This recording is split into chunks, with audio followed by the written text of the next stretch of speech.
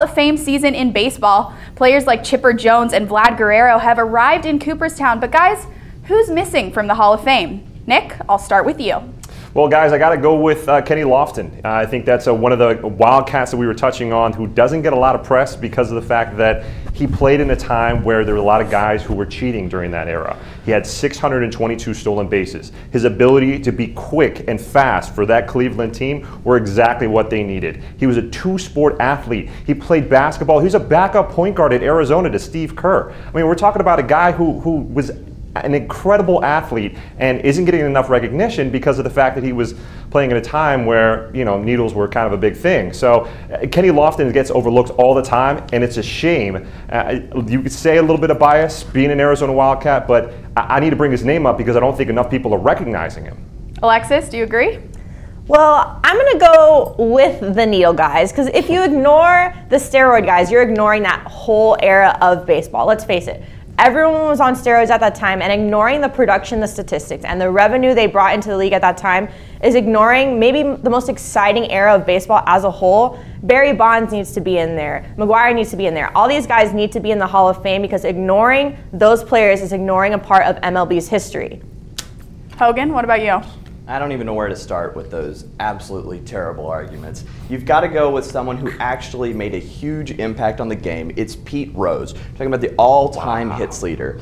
In my opinion, if you're on the bubble, then you aren't a Hall of Famer. It's supposed to be the best of the best. And Pete Rose was the best person to ever hit a baseball. He did it more than anyone else in the history of the sport.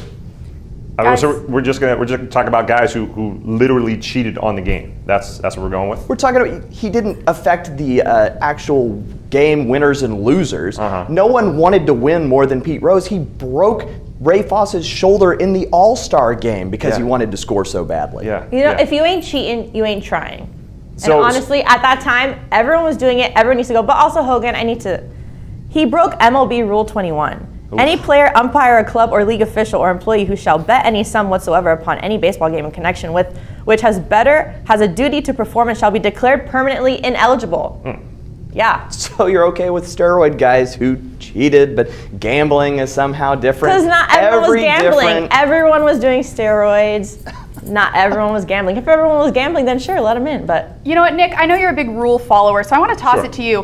Which rule break is more egregious? Steroids or gambling? Well, if we have to think about what's actually going to impact your own performance, steroids can work if you're lifting, if you're working out, if you're actually putting in the work to be an athlete and have it improve. Now, all these guys are professionals. Everybody's getting in the gym and everybody's working out, but they're not going to have the same effect on other people.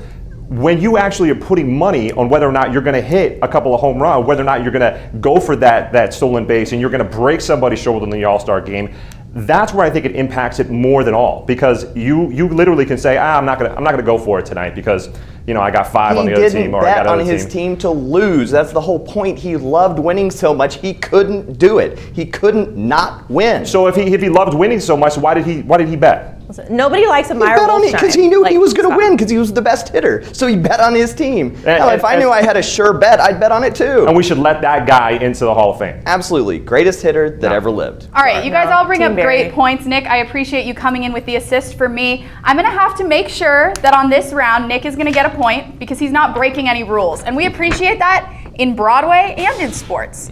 Love it. I love it. When it comes to the tiebreaker, Brookline High School, shout out. When it comes to the tiebreaker, I am going to have to stick with Nick's pick and give this one to Alexis Culmer Esquire, who read us a little bit of the law today. Wow. So Nick, Alexis, congratulations, you have 1 point. Hogan, you're going to have to stage a comeback in this next round. Are you ready?